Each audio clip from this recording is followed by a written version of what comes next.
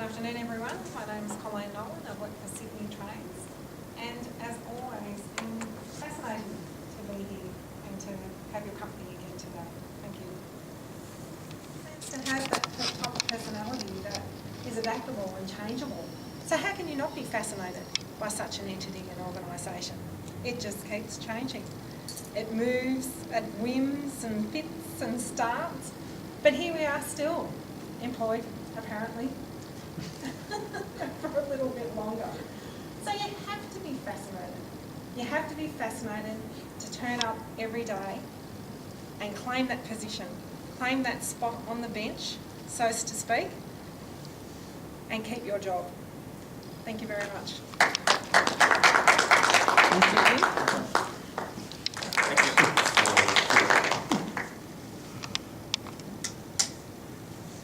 At the beginning of the meeting, well, I think we started at 12:51. Our start time is 12:45. And I mentioned the start time because I've noticed it has become a bit of a trend that we start 5 or so minutes late. And I guess you may think, well, so what? It's only 5 or 6 minutes. But that the timing of speeches and the meeting is really important. It's the professionalism that comes across. And I think especially so for us as a lunchtime meeting. The other aspect of that is I noticed, I think we're about 12 minutes behind now, 10 or 12 at the end of the table topics. So I guess for the chairman, that is the part of the meeting the chairman looks after to keep things on time.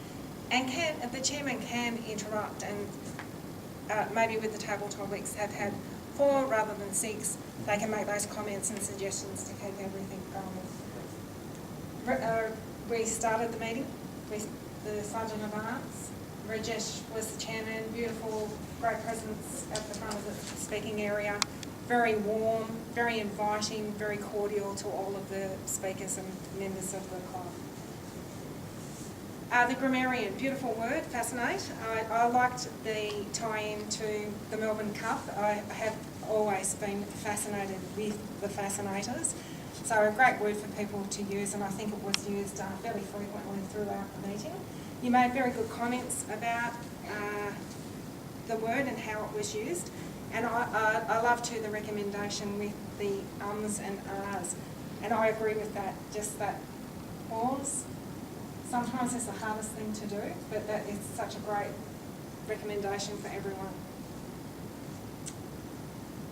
Stephen Ilanowski, our guest, a very seasoned Toastmaster. How long have you been a Toastmaster? I wouldn't say seasoned, but I think it was about 2 or 3 years old.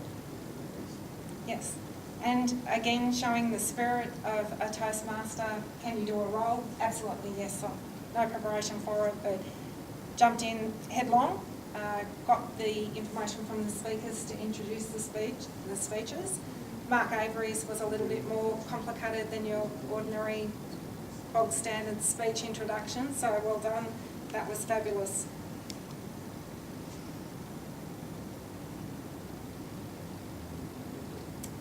Mike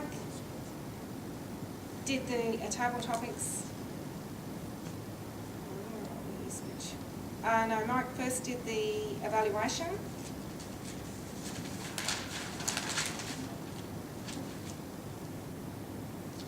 For Neil's speech, Mike was very comfortable at the front in the speaking area. I love the way you can totally ignore the lectern, make little use of the notes that you have. Very good recommendations to the speaker. He talks to all of the people, very supportive, so it was a lovely evaluation. Kieran performed 2 evaluations today, so he did the evaluation for Mark's speech and also the table topics. Kieran did a very good analysis of the content of what the objectives were for Mark's speech. It's very well thought through, so it's really nice to see that happen, that someone that has the role of evaluating a speech thinks about that person in real time and gives a very good response to their speech. One thing I would recommend for Kieran is is the handover of the speaking area. It's almost like an organism itself. We don't leave it alone and empty at the front. So even if that person, I have to come to you, you can stand here and wait for that person to come up and hand over the space. And that's something that a couple of people did. Most people wait and hand over to the other person, but I like to think of it as an entity that you don't leave by itself.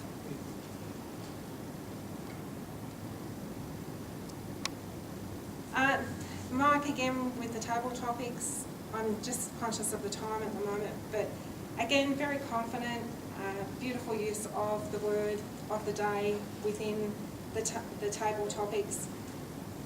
Really good handovers to each person. He's very conscious of handing back the speaking area to the people. Very good use of anticipating, so saying the question first and making everyone listen and then saying who the speaker will be. I did just wonder, you were chewing, Mike? And I think you were doing that, sorry? Not at that point, but after I said something. Yeah? Oh, okay. Or maybe I've noticed a lag in chewing. So a little bit distracting, I guess, for the people seeing you.